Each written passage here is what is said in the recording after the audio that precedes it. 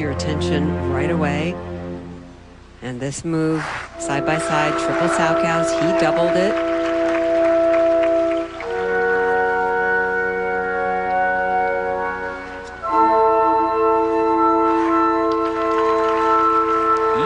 Faltering on the second jump of the triple toe loop, double toe loop.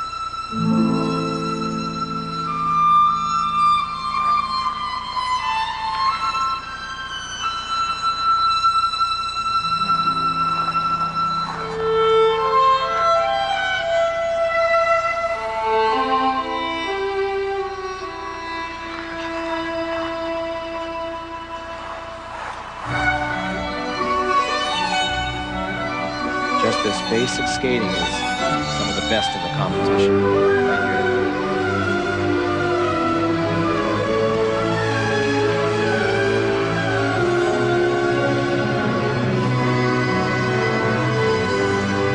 Nice throw, triple loop, back outside edge takeoff. Very solid, very steady.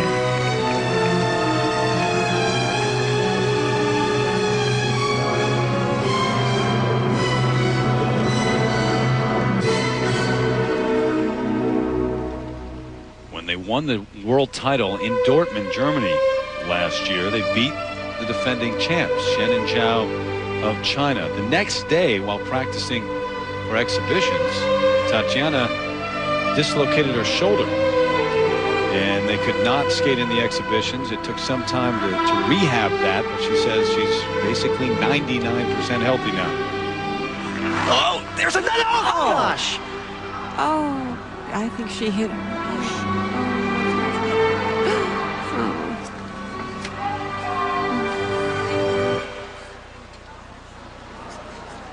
Oleg Vasiliev, their coach, quickly out to 10 to Tatiana Topmianina.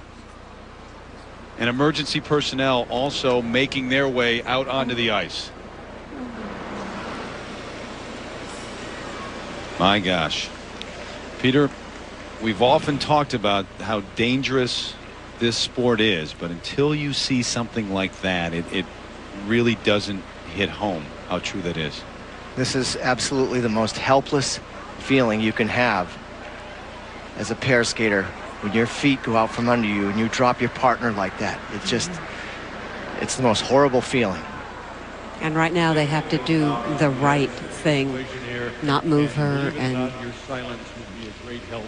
it's just horrible to watch.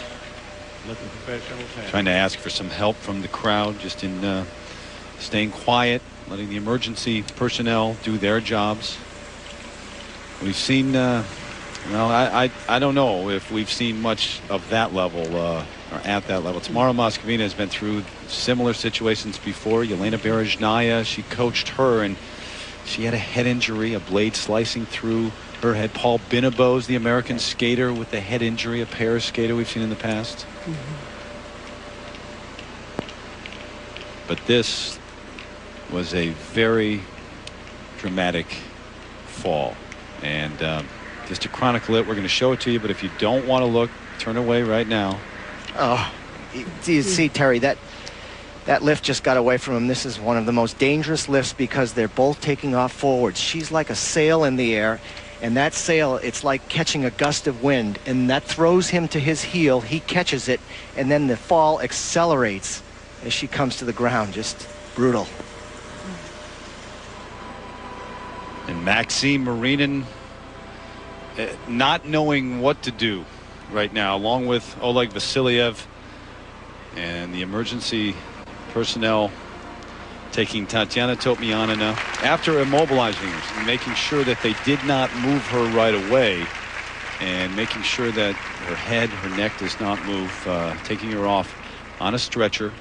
Medical room has been prepared, but they will take her to a local hospital here in Pittsburgh, and certainly everyone who just witnessed that saying a prayer right now for Tatiana. Back to Pittsburgh in a moment. Short time ago, she was taken to Mercy Hospital here in the downtown area, and Susie Wynn made her way over there. I'm with Beth Lowry, the spokesperson for Mercy Hospital. And Beth, could you please give us an update on Tatiana's condition? Sure. What we'd like to basically do is reassure all the fans who saw the accident this evening that she's doing very well here at the hospital this evening. She was assessed by Dr. Larry Jones. He is the chief of our trauma services. We are a level 1 trauma center, which means we have someone here 24 hours.